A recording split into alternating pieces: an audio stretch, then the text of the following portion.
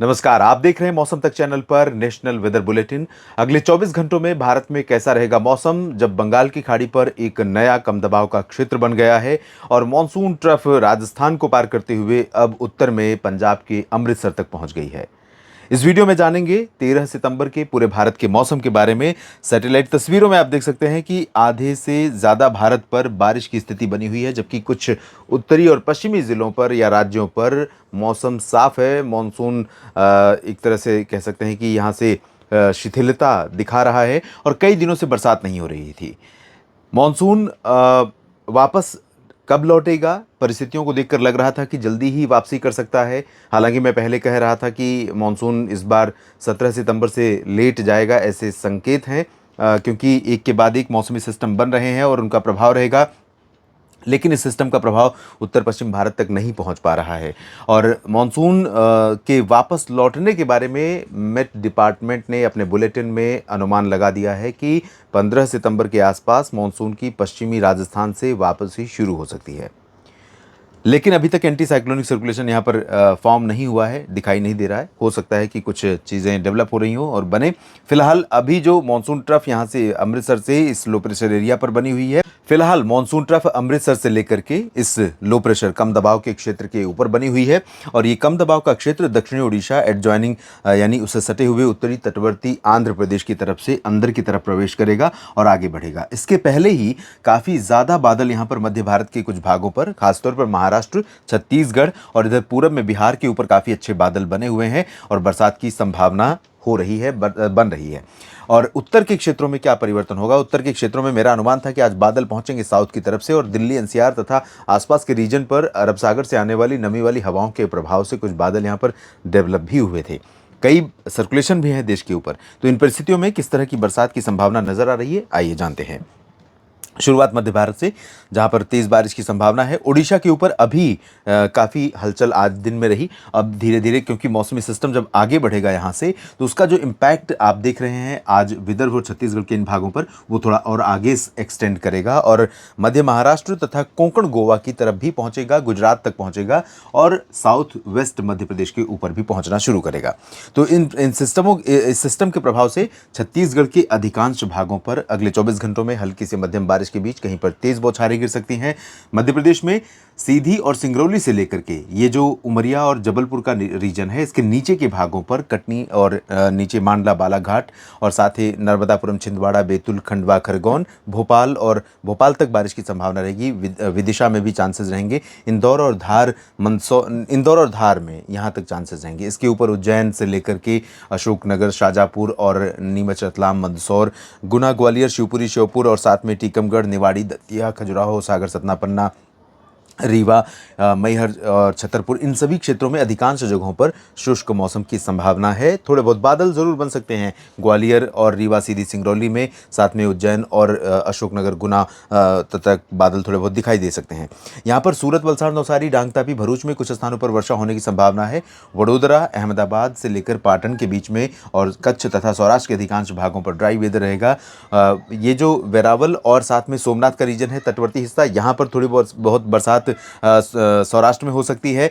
और महाराष्ट्र की तरफ देखें तो महाराष्ट्र में लगभग सभी जगहों पर बादल काफ़ी अच्छे खासे होंगे और विदर्भ में चंद्रपुर हो या नागपुर, भंडारा, गोंदिया, गढ़चिरौली, अकोला, वर्धा, यवतमाल, अमरावती, सभी जगहों पर चांसेस हैं। नांदेड़, बीड़, जालना, हिंगोली से लेकर संभाजीनगर तक मराठवाड़ा में संभावना रहेगी और मध्य महाराष्ट्र में नासिक और नंदुरबार, जलगांव समेत, धुले समेत नीचे तक तमाम जगहों पर चांसेस हैं। नीचे नासिक से नीचे का जो हिस्सा है, पुणे, सांगली, सतारा, कोल्हापुर, सोलापुर का, यहाँ पर तेज बारिश हो सकती है।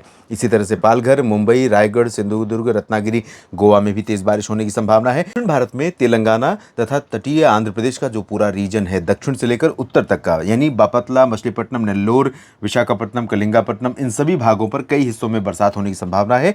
लेकिन सेंट्रल पोर्शन पर थोड़ा बापतला और आसपास के भागों पर तेज वर्षा हो सकती है। इसके नीचे की तरफ देखें तो आंध्र प्रदेश के रायलसीमा रीजन में लाइट रेन की संभावना है, जबकि उत्तरी आंतरिक कर्नाटक में गडग, रायचूर और गुलबर्गा समेत एंटायर नॉर्दर्न पोर्शन में एक्टिविटी ज़्यादा होने की संभावना है। कोस्टल कर्नाटक, और दक्षिणी आंतरिक कर्नाटक यानी साउथ इंटीरियर कर्नाटक, केरल और तमिलनाडु के भागों में, आंध्र प्रदेश के रायलसीमा में फिलहाल कुछ जगहों पर हल्की वर्षा के बीच कहीं हल्की वर्षा बेसिकली कुछ एक जगहों पर दिखाई पड़ सकती है।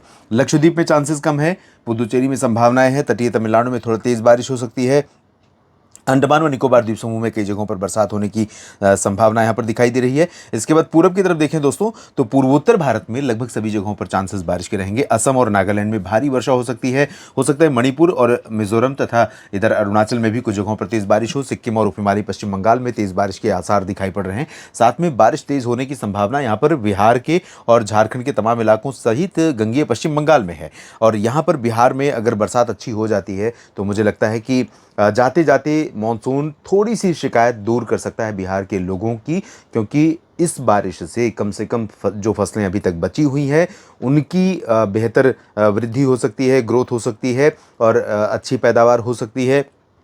और दूसरा फ़ायदा ये होगा कि ग्राउंड वाटर रिचार्ज होगा, वनस्पतियों को फ़ायदा होगा और एटमॉस्फेयर में नमी बढ़ेगी, ज़मीन पर धरती में नमी बढ़ेगी और जो मिट्टी में नमी बढ़ेगी वो आने वाली फसलों के लिए बहुत फ़ायदेमंद होगी। चाहे हम आलू की बात करें या दूसरी जो रबी फसलें होती हैं उनकी बात करें, उसके लिए फ़ायदेमंद हो सकती हैं, ऐसी संभावना है। इधर उत्तर प्रदेश में आप देखिए तो ज़्यादातर जगहों पर क्लियर दिखाई दे रहा है अगले 24 घंटों में भी मौसम, लेकिन संभावना ये है कि कानपुर और प्रयागराज, वाराणसी के नीचे का जो भाग है यहाँ कुछ बादल रहेंगे और सोनभद्र, मिर्ज़ापुर, भदोही, चंदौली, मऊ और आसपास के भागों में कहीं पर लाइट रेन हो सकती है। और उत्तरी पूर्वी रीजन में कई जगहों पर चांसेस हैं, लेकिन हल्की से मध्यम।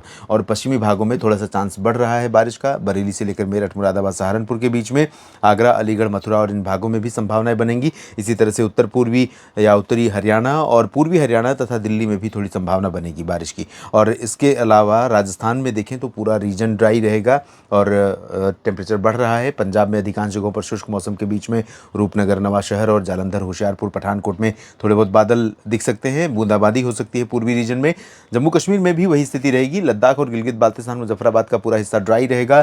धर्मशाला समेत, शिमला समेत कई जगहों पर दक्षिणी हिमाचल प्रदेश में तेज़ बारिश हो सकती है और तेज़ बारिश यहाँ पर उत्तराखंड में कई जगहों पर संभावित है। आशंका है तेज़ बारिश के बीच में कहीं कहीं पर थोड़े समय के लिए भारी या मूसलाधार बरसात हो थोड़े समय के लिए, जो चुनौती हो सकती है यहाँ के लोगों के लिए।